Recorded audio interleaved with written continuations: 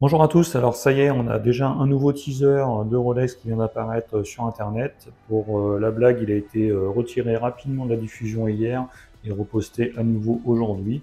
Donc comme d'habitude, on va les décortiquer un petit peu ce qu'on nous montre.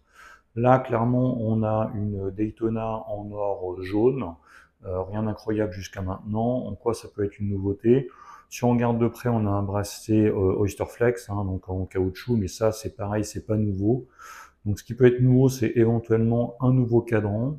Là, clairement, même si on zoome un petit peu dans tous les sens, clairement, on peut pas trop deviner quelle couleur ça peut être. Si on regarde un petit peu l'entourage, on a du bleu, on a du rouge dans le fond. Alors, est-ce que ça peut être éventuellement la même couleur que le cadran que l'on voit dans l'image d'après, avec un espèce de rouge assez incandescent, ou peut-être qu'on aura une Daytona avec le cadran turquoise, comme ce qu'on voit un petit peu fuiter sur Internet, sachant que c'est un modèle qui avait réellement déjà existé.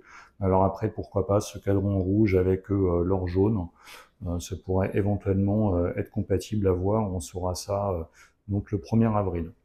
Donc là, rapidement, on a ce qui ressemble à un bracelet jubilé en or jaune. Alors pourquoi est-ce qu'on trouve ça maintenant bizarre? Peut-être que ce bracelet jubilé pourrait être compatible avec donc le modèle 1908 qu'on voit là actuellement à l'écran. Mais moi, je pense que plutôt avec la 1908, ce qu'on va découvrir, ce sera un nouveau cadran et pourquoi pas une phase de lune.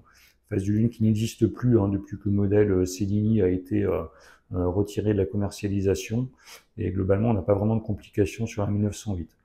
Après, on a clairement ce qui est une GMT Master 2.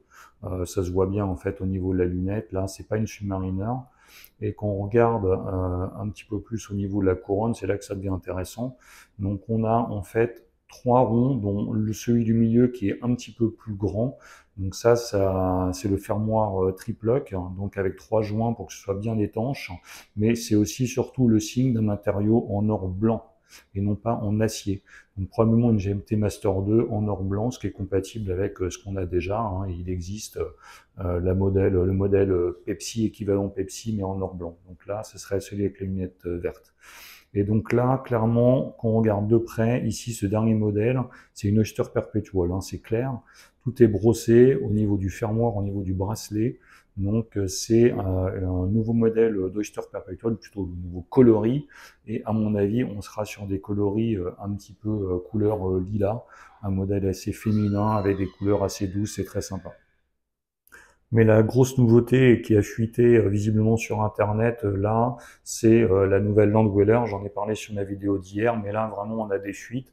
Est-ce que c'est de l'intelligence artificielle ou vraiment une vraie suite de la part de Rolex? Peut-être, mais en tout cas, on est probablement très proche du résultat final. Donc on retrouve ce modèle avec un bracelet intégré au boîtier et des maillons typiques des modèles à bracelet intégré type Royal Oak, etc. Donc ça pareil, on en saura bientôt plus mardi 1er avril où on aura la diffusion des nouveaux modèles. Voilà, n'hésitez pas à mettre ce que vous en pensez en commentaire et on se retrouve à bientôt pour de nouvelles vidéos. Bye bye.